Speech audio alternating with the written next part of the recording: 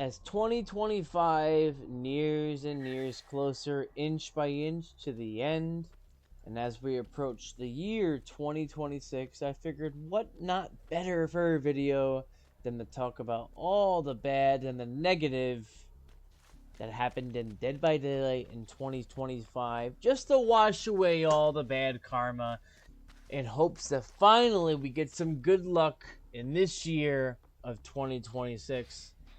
So, you might as well grab a snack, grab a refreshment. We may be here for a little bit, I might rant a little bit, but let's just get right into the video. Let's start March of 2025 when Dead by Daylight releases the licensed chapter of the Tokyo Ghoul, Kaneki the Killer, which, in my opinion, is a very fun killer to play, but on the flip side, as a survivor, it's extremely, it just feels overwhelming to play against. Mainly because he has high mobility, he has the ability to hit through obstacles and pallets extremely easily, and a low skill requirement for powerful results leading to frustrating one-sided matches. And for some reason, tunneling. I don't know why I find these Kanekis to tunnel that much. I don't know if it's the MMR rating I'm at, but while some argue he's hard to master, he always feels oppressive to play against.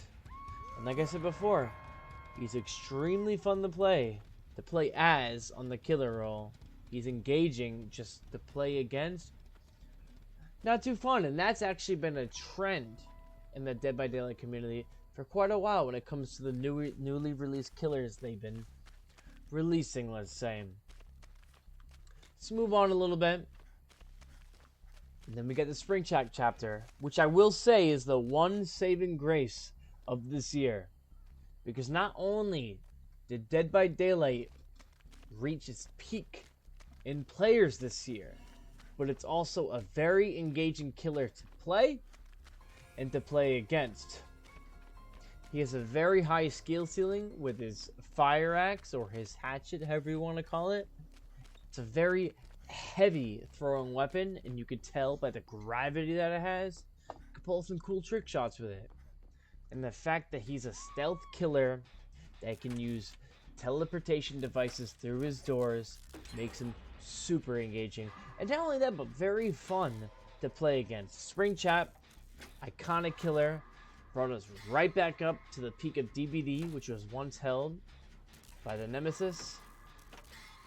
Yeah, he's also a fun killer to play against. I can never complain about Springtrap. But then you go on, and then you have, well, let's just say, maybe the most disgraceful paragraph of the year. The Walking Dead paragraph. And while you might look at the characters and the perks and say you don't see much wrong, you clearly didn't watch the Walking Dead live stream. And what happened? They couldn't get a game. Because why? The cheating epidemic reached another peak. That's right.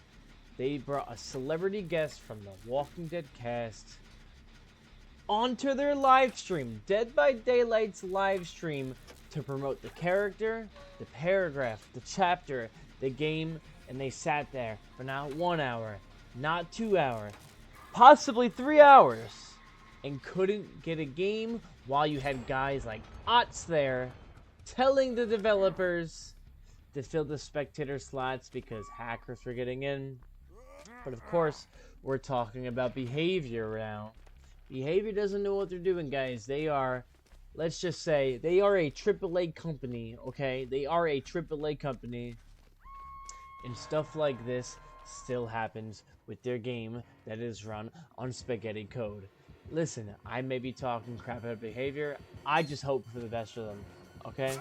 I love this game. I want what's best for Dead by Daylight.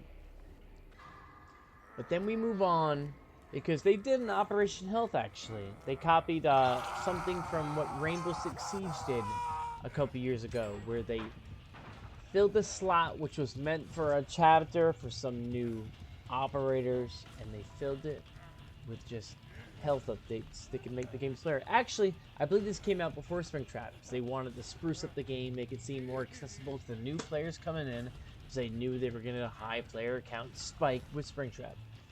So that came before Springtrap. But now we move on to the Krasu, who is debated one of the most oppressive killers in the game. Engaging when you playing as her, I apologize. 2025 after all. Spit form, head form. The problem is she's super oppressive. Super fast, super agile with the head form. Can down you really fast. They actually had to nerf her a week or two in because people were insta-quitting the game when they found out they were going against the Krasu. So what does Dead by Daylight do? They just nerf her into the ground. No middle ground, none of that. They nerf her into the ground, and now the newest killer that they just released is bottom tier. She went from a 20% pick rate to a 1% pick rate. And you know why? Because behavior doesn't know what they're doing. But I think in this rant, this 6-7 minute rant, I pretty much summed up everything that behavior has done in the year of 2025. And like I said before, I'm not trying to hate on behavior. I love this game. I love the content. I love the cycle that this game presents. I just want it to do better. That is all I gotta say today. You have been watching Lost with Aaron, and this was my Dead by Daylight's 2026 resolution on how to not make Dead by Daylight suck next year. Thank you all for watching. Hopefully I'll see you around in the next video. Goodbye.